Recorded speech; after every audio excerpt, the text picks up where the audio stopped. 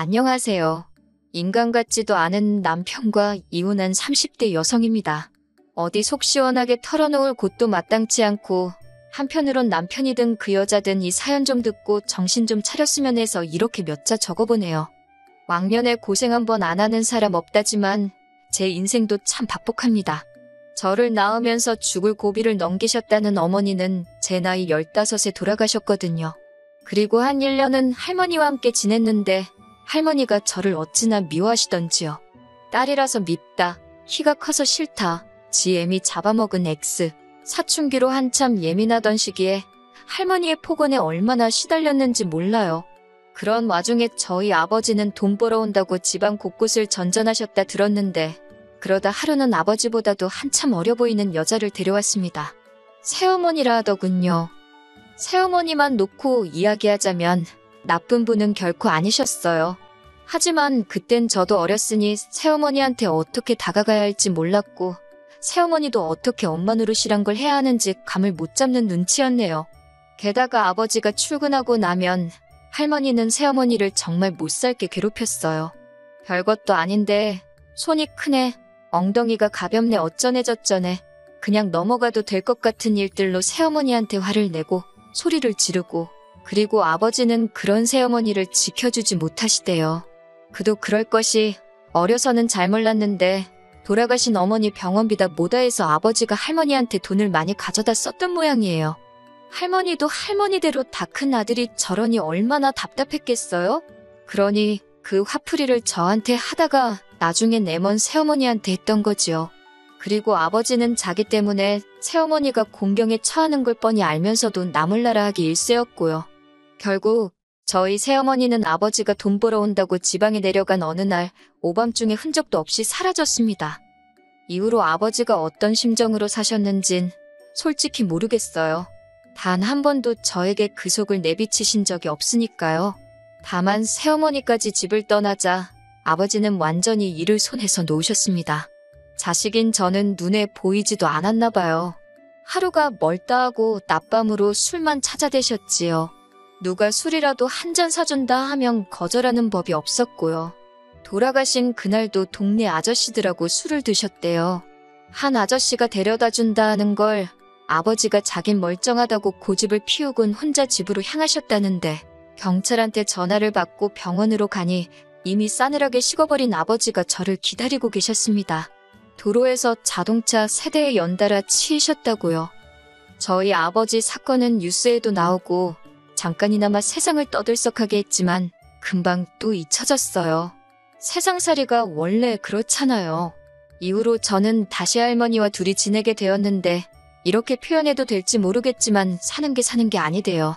아버지가 그랬듯이 할머니도 술을 찾기 시작하셨고 언젠가 한 번은 저더러 공부는 해서 뭘 하냐며 제 교과서를 다 찢어버리셨지요.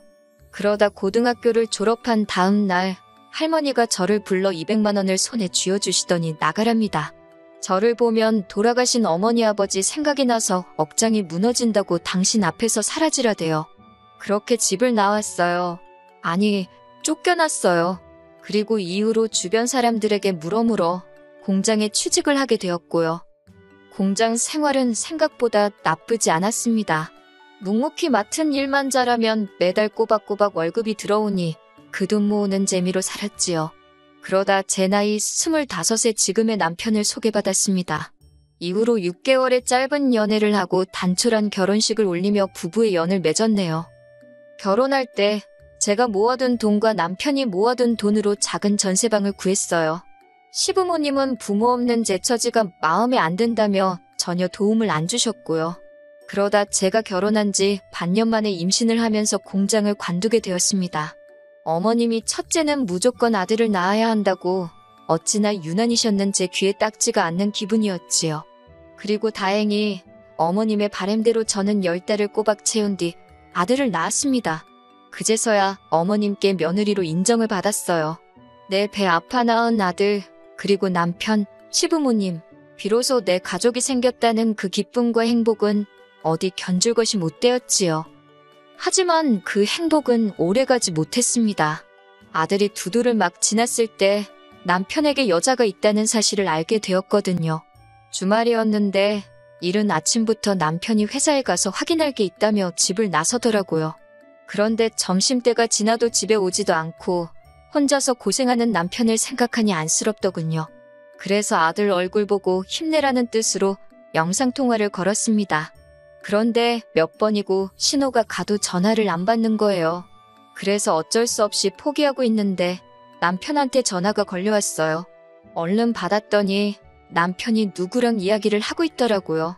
전에도 종종 휴대폰을 엉덩이로 잘못 눌러서 엉뚱한 데다 전화를 걸곤 했는데 이번에도 그런 모양이었지요. 그래서 전화를 끊으려고 하는데 어떤 여자가 남편한테 오빠 어쩌고 그래요. 그때부턴 저도 모르게 입을 틀어막고 여자가 하는 말에 귀를 쫑긋 세웠습니다. 30초 남짓의 짧은 대화였지만 둘이 어떤 사이인지는 알고도 남을 만큼 저질스러운 대화가 오고 가더군요. 휴대폰을 들고 있던 제 손이 바들바들 떨리고 있었네요. 남편은 그날 늦은 밤이 돼서야 들어왔습니다. 남편에게 데이트는 잘했냐고 물으니 남편이 뜬금없이 그게 무슨 소리냐고 그래요. 그래서 아까 휴대폰으로 당신이 생중계해주지 않았냐 했지요. 그러자 남편이 허겁지겁 자기 휴대폰을 확인하더니 되도 않는 변명을 늘어놓더군요. 영업하느라 만난 거라나 어쩐다나. 영업을 몸으로 삶아떼고 하냐고 쏘아붙이니 저더러 하는 말이 집구석에 있는 제가 뭘 알겠냐입니다. 그러면서 저더러 거울 좀 보래요. 일주일 중 하루 쉬는데 너가 남자면 너 같은 여자랑 집구석에 있고 싶겠냐고요. 비참하고 화도 나고 더 속상한 건 이럴 때 전화할 친정도 친구도 없다는 사실이었어요. 그런데 누구한테라도 이야기를 하지 않으면 속이 까맣게 타들어갈 것 같더라고요. 그래서 고민 끝에 같이 공장에서 일하던 언니한테 전화를 걸었습니다. 언니가 제 이야기를 듣더니 잘 살고 있는 줄 알았는데 이게 웬일이냐며 그래도 이혼은 하지 말라대요. 지금 네가 가진 게 뭐가 있냐고 이혼하면 그 XX들만 좋은 일 시키는 거라고요. 그러면서 이참에 저더러 다시 일을 시작하래요. 어쨌든 돈이라도 몇 푼 쥐고 있어야 더 더러운 꼴은 안 볼 거라면서요. 언니 말을 듣다 보니 일리가 있더라고요. 당장 남편을 보면 더럽고 혐오스러울 것 같은데 그간 모은 돈은 이 집구석에 다 묶여있지. 생활비는 타서 쓰니 여윳돈도 없지. 그 생각을 하니 서글픈 거예요. 그래서 바로 언니한테 어디 아는 일자리 없냐 물으니 마침 자기 아는 사람 사무실에서 사람을 구하더라며 자기가 다리를 놔주겠답니다. 공장만큼 돈은 안 주지만 그래도 애 키우면서 하기엔 나쁘지 않을 거라고요. 그렇게 일을 시작했습니다.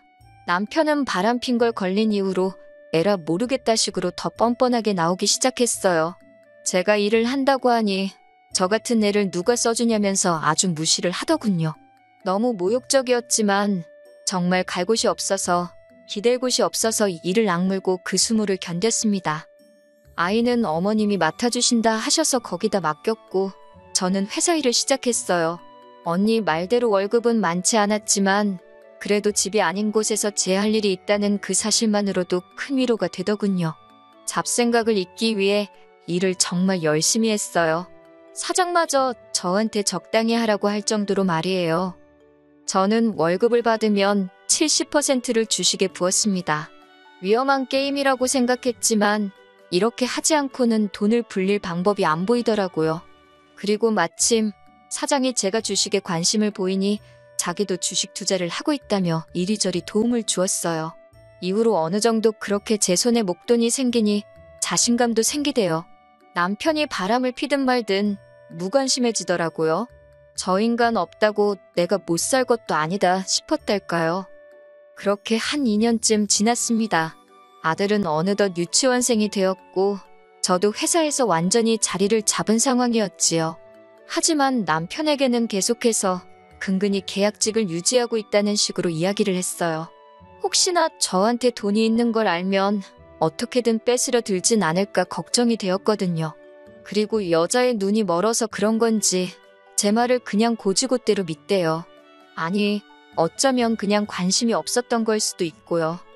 솔직히 말하자면 가정은 지키고 싶었어요. 남편이 미워서 정말 죽기를 바란 적도 있었지만 그래도 아들을 위해서 이혼만은 안 하고 싶었지요. 어머님 아버님과는 원만하게 지내고 있었으니 남편만 제자리를 찾으면 될 것 같았거든요. 그래서 내가 좀 잘해볼까, 그러면 저 사람 마음이 돌아올까, 그런 바보 같은 생각도 몇 번을 했었고요. 하지만 결국 저희 아들의 초등학교 입학을 앞두고 남편이 저한테 이혼하자고 하대요. 이대로는 더 못 살겠다고. 그리고 그 여자가 임신을 했답니다. 저더러 그 애를 키워줄 거 아니면 이제 그만 자기를 놔달래요. 그런 소리까지 들은 마당에 껍데기만 잡고 살면 뭐하나 싶대요. 그래서 그러자 했어요. 그리고는 남편더러 대신 이 전세집 보증금은 전부 내가 갚겠다. 아들은 데려가라 했습니다. 변명같이 들리겠지만 저 혼자서 아들을 잘 키울 자신이 없었거든요. 그나마 어머님 아버님도 손자인 아들한테는 껌뻑 죽고 남편도 아들한테는 자상하고 좋은 아빠였으니 엄마인 저랑 단둘이 있는 것보단 낫겠다 싶어서 내린 결정이었네요. 재산이고 양육권이고 변호사 선임해서 깔끔하게 처리하면서 이혼하니까 3달도 채 안 걸리더라고요. 3달 동안 남편은 보란듯이 그 여자 집에 가 있었고 저는 평소와 다름없이 생활했습니다. 서운했던 건 어머님 아버님이 저희가 이혼하기로 했다는 이야기를 들으시곤 저더러 좀 참지 그랬냐면서 제 탓을 하셨다는 거예요. 말이라도 아들 그렇게 키워서 미안하다, 그런 소린 안 하시더군요. 남자가 원래 한두 번 정도는 한눈을 팔고 그럴 수도 있는 거라고, 내버려두면 알아서 제자리를 찾는데 제가 일을 크게 만든 거래요. 그런 말을 듣고 있으니 역시나 팔은 안으로 굽는구나 싶고 한편으론 내 편 들어주는 친정이 없다는 게 서럽더군요. 한편 회사에다가는 사실 이혼 이야기를 하는 게 맞는 건지 어떻게 해야 하는 건지 잘 모르겠대요. 그런데 공장 언니가 귀띔을 해준 건지 저를 뽑아준 사람하고 사장이 먼저 아는 체를 해왔어요. 기분이 나빴다기보다는 큰 숙제 하나를 누가 대신 해결해준 것 같아서 후련했네요. 그리고 이후로 그럭저럭 잘 지냈습니다. 아들이 보고 싶어서 밤새 눈물로 지샌 날도 있었지만 마음을 독하게 먹고 버텼지요. 그게 아들을 위한 길이라고 생각했으니까요. 어느 정도 정리가 되면서 저는 전세 보증금에 그간 주식으로 모은 돈을 합해 작은 아파트 한 채를 사들였습니다. 시기를 잘 타서 시세보다 저렴하게 대출도 거의 받지 않고 샀지요. 인테리어도 큰돈 들여 했어요. 새로운 집에서 좋은 기운 받아서 잘 살아보자고 몇 번이고 스스로에게 되뇌었지요. 그러다 3달 전 남편으로부터 연락을 받았습니다. 혹시 아들한테 무슨 일이라도 생겼나 싶어서 불이 나게 전화를 받는데 심장이 벌렁벌렁하는 게 느껴지더군요. 그런데 남편이 침통한 목소리로 생각지도 못한 소식을 전했습니다. 어머님이 암으로 입원을 하셨다고요. 그러면서 어머님이 저를 찾으신다고 저더러 와서 어머님 좀 돌봐주면 안 되냐입니다. 그 여자는 지금 배가 불러와서 어머님 병간호는 못한다나요? 그래서 그러면 돈 주고 간병인을 쓰던지 하면 되지. 내가 아직도 네 마누라로 보이냐고 정신 차리라고 소리를 질렀네요. 하지만 인간이 말귀를 못 알아들어 처먹은 건지 또 연락을 해왔어요. 전 솔직히 시어머니가 돌아가시기라도 한 줄 알았습니다. 그런데 전화를 받으니 대뜸 악을 쓰대요. 그 소리가 어찌나 크던지 고막이 다 찢어지는 줄 알았다니까요. 남편이 대뜸 저더러 저 때문에 그 여자가 유산을 했답니다. 밑도 끝도 없는 남편의 말에 황당해서 그게 무슨 소리냐니가 제가 어머님 병간호를 안 해줘서 그 여자가 병간호를 했다나요? 어이가 없어서 간병인을 쓰면 되지 그걸 왜 임산부를 시켰냐고 쏘아붙였지요. 그랬더니 그 여자가 어머님한테 잘 보이고 싶다면서 자진해서 한다고 했대요. 더 어이가 없었지요. 지가 한 걸 왜 나한테 날린가 싶어서. 그런데 어머님이 자꾸 그 여자 하는 것마다 저랑 비교를 하셨나 봐요. 그 여자가 스트레스 받는다고 몇 번을 이야기하더니 결국 출산을 한 달도 안 남기고 애를 잃었다고요. 듣고 있으니 그 여자도 어지간히 멍청하네 싶으면서도 그게 왜 내 탓이라는 건지 점점 화가 나는 거예요. 결국 열받아서 이게 다 당신이 남한테 피해주고 살아서 주변 사람들이 벌 받는 거라 했습니다. 네가 남의 가슴에 못 박은 거 지금 돌려받는 거라고 다 네 업보 때문이라고요. 그러면서 애 하나로 끝날 것 같냐고 지금 생각해보면 꽤나 잔인한 말을 퍼부었던 것 같아요.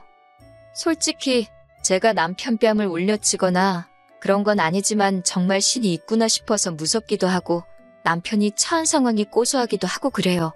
카르마라는 게 정말 있기는 한가 봅니다. 아, 그리고 이런 와중에 속 편한 소리 같지만 저는 회사 사장님하고 조금씩 서로를 알아가 보기로 했어요. 그리고 아들에 대한 친권과 양육권을 되찾아오기 위해 변호사도 선임했고요. 하루빨리 모든 게 정리가 돼서 제 인생에도 따뜻한 봄날이 찾아오면 좋겠습니다.